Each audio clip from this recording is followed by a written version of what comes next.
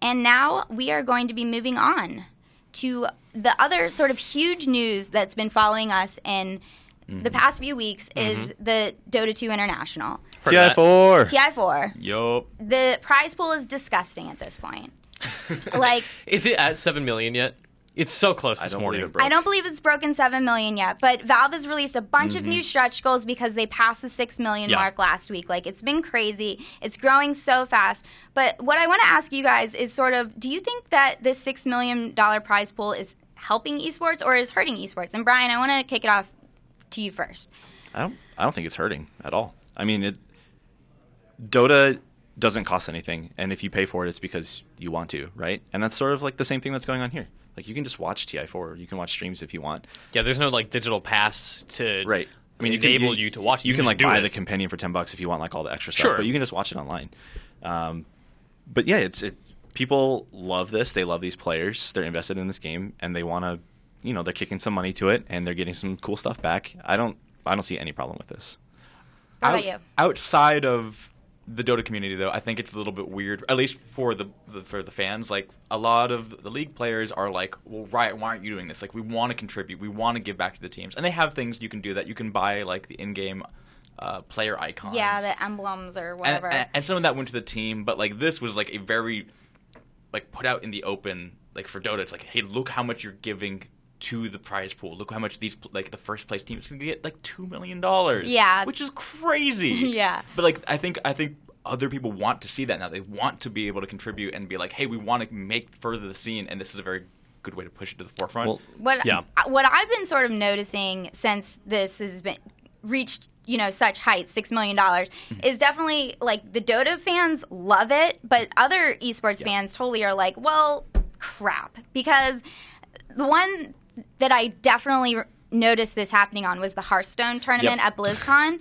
It's a $250,000 Hearthstone tournament. Blizzard's putting up the money, and everyone's like, well, thanks for putting up $250,000, Blizzard. That's like piss change. Why don't you give us $6 million? And it's like, well, it's not the same thing. Like, you guys should still be so happy that there's a $250,000 tournament. The scale of those games is so different. Yeah. So the prize pools probably should be, at least for now, reflect that.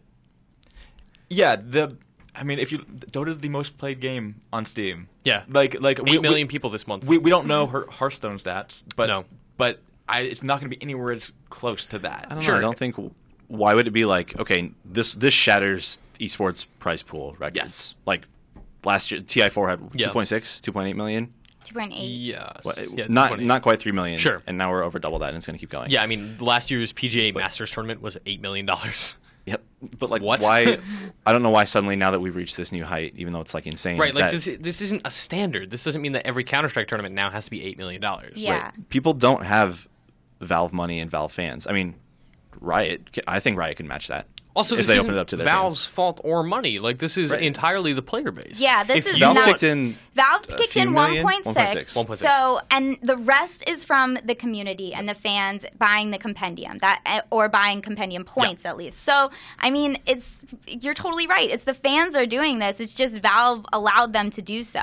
And do you think, in that sense, that crowdfunded tournaments are the way of the future? Do you think that they're a good idea? It certainly seems like it. I'd be very curious to see how, 5 years from now, is Kickstarter going to be a thing that people are still super into? Is crowdfunding going to be a thing that is still as much a big blooming bubble as it is now? And is Valve's, TI-8 going to have the same amount of enthusiasm behind it? I agree on that point, but it's also a little scary. Like, if people all of a sudden see this and like, okay, we're all going to start doing it. Okay, then money's will it collapse? Yeah, it's just going to, like, the money's just going to disperse again. Right, everything's going to thin out. And I feel like we need to, again, like, as like fledgling as esports is right now, kind of, it needs that big, like, look at this. Yeah. Look how crazy this is.